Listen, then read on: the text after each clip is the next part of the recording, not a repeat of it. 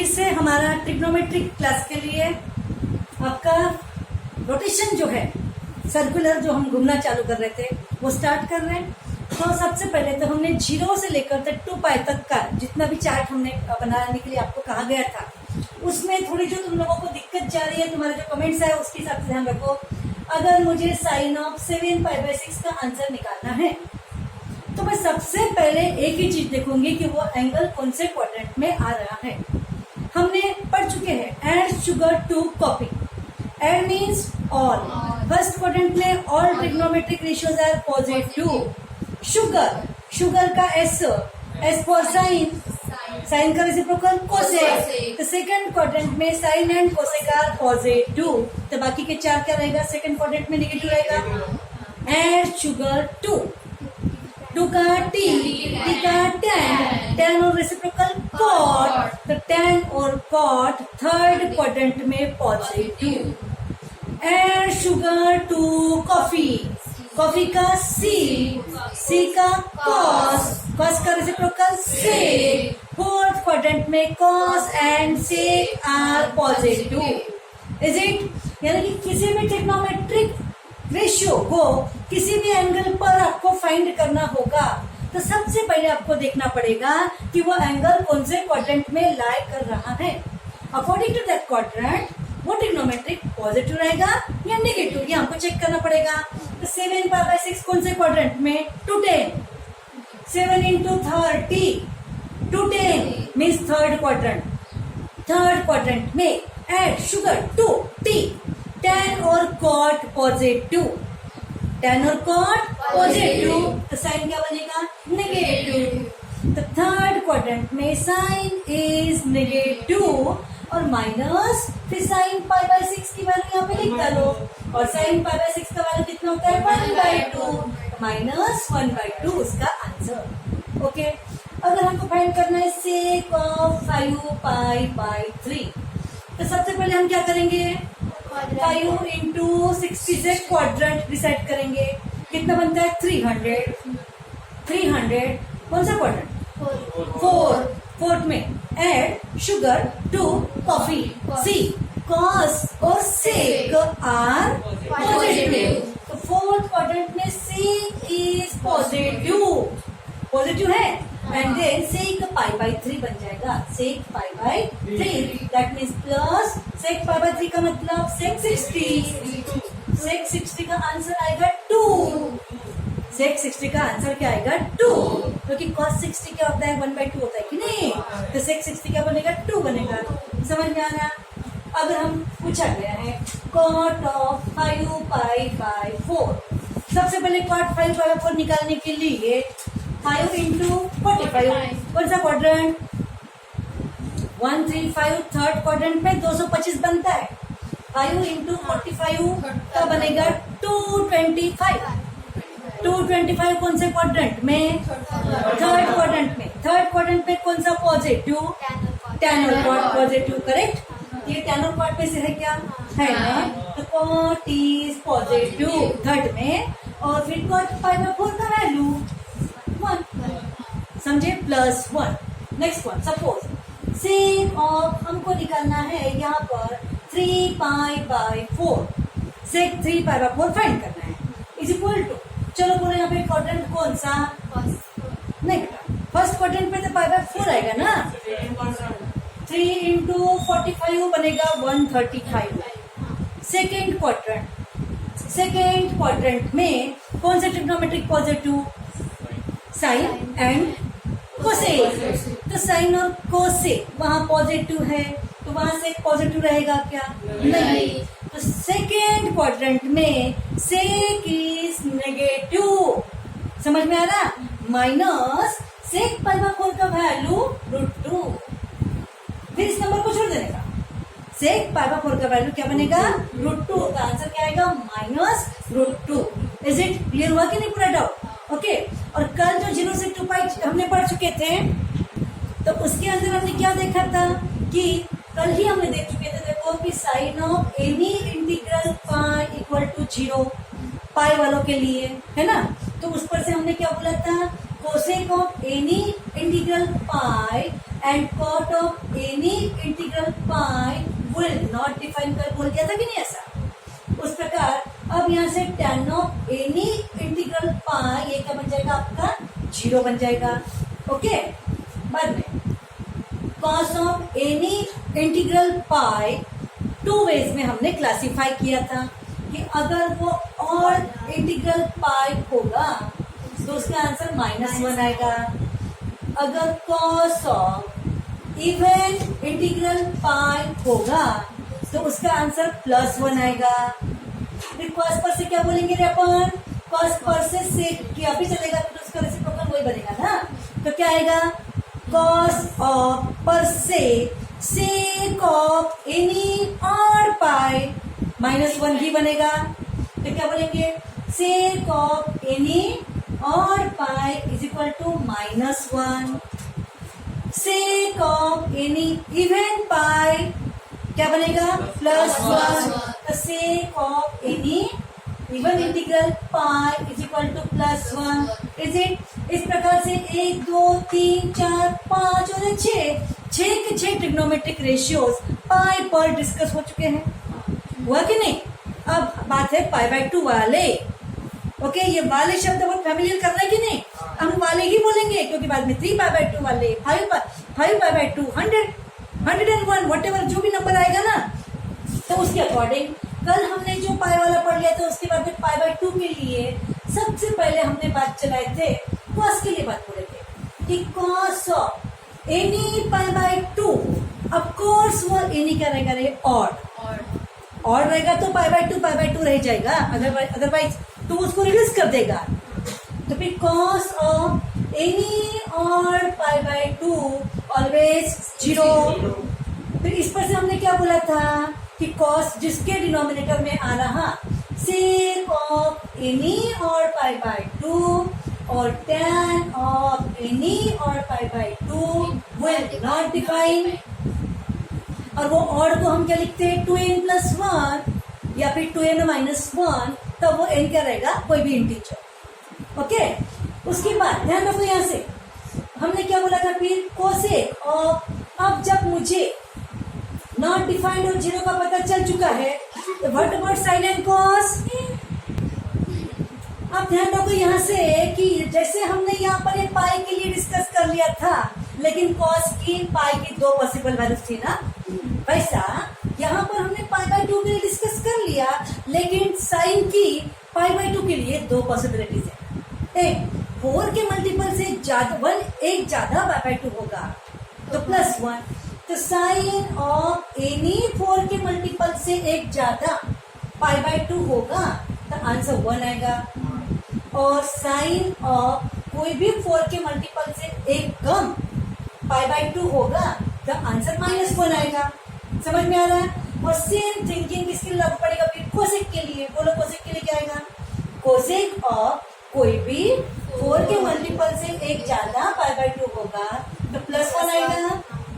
और cosec of 4 के multiple से एक कम π/2 रहेगा तो -1 आएगा। अब ये सारी बातों को आपको कॉन्सेंट्रेट करना है, उसके लिए पूरा दिमाग इसे फ्रेश माइंड से ध्यान रख लो। कॉस और पाई -1 उस पर से सेक, कॉस इवन पाई +1 उस पर से सेक एज इट इज। ओके, उसके बाद में कॉस एनी और π/2 0 उस पर से sec not defined, tan not defined. Is it. Now sine के बारे में π/2 के बारे में बात चल रही है। कॉस एनी π/2 0 ना, और π/2 तो यह हो गया। सॉरी किसके बारे में बात चल रही थी, अपनी कॉस की चल रहे थे ना। अभी साइन के बारे में, साइन ऑफ एनी पाई 0 बनेगा ना, तो उस पर से cosec any pi not defined, cot any pi not defined. एक तो समझ में आ गया। तो ऐसा वाइस वर्सा साइन कॉस को लेके जंबलिंग आपको करना है और आपको ध्यान रखना है। बाकी जगह तो हमने ये और इवन लिख दिया, लेकिन यहाँ 4 के मल्टीपल के लिए, क्योंकि देखो ये भी और है और ये भी और है, तो यहाँ हम और लिख के चलेगा क्या। ये कौन सा वाला और, 4 के टेबल में एक ज्यादा वाला और। ये कौन सा वाला और, 4 के टेबल से एक कम वाला ऑड। ऐसे सिचुएशन में +1 -1 साइन का उसके अकॉर्डिंग कोसेक रहेगा। Is it clear? ओके, तो ऐसा सब कुछ करके, और इसके थोड़ी देर पहले हमने जो पढ़े एड शुगर टू कॉफी वाला कंसेप्ट यूज करके 0 से 2 पाई का टेबल आपको क्लियर रखना था। ठीक है, now what about the angles which beyond 360 के ऊपर आने वाले एंगल्स के लिए भी हम कैसा कर सकते हैं ये अभी हम देख पाएंगे। पहले इसको नोट डाउन कर लो स्टूडेंट्स। अभी हमें क्वेश्चन दिया गया find the value of sine 13 π/6। अब जहां तक की बात है आपका 0 से 2 पाई तक का, तो फटाफट π/6 कौन से क्वाड्रेंट में आ रहा बता सकते हो, लेकिन 13 π/6 अगर आपको स्ट्राइक नहीं हो रहा कि वो कौन से क्वाड्रेंट में वो एंगल आएगा, हालांकि इसके भी फटाफट विद इन सेकंड आंसर निकल सकते, बट नहीं हो रहा, तो आपको वही बता दें कि इसका डिग्री कन्वर्शन करके भी आप देख सकते हो कि वो एंगल कौन से क्वाड्रेंट में आएगा। क्यों देखना पड़ेगा हमको क्वाड्रेंट? क्योंकि क्वाड्रेंट के अकॉर्डिंग साइन का वैल्यू पॉजिटिव कि नेगेटिव ये आपको डिसाइड करना पड़ेगा। इसके आंसर 2 हिस्से में बट रहे, एक साइन और एक नंबर। साइन ऑफ दैट मुझे पॉजिटिव या नेगेटिव, और नंबर तो वैसे भी हमको पता है क्या आने वाला है, बोलो कौन सा नंबर रहेगा?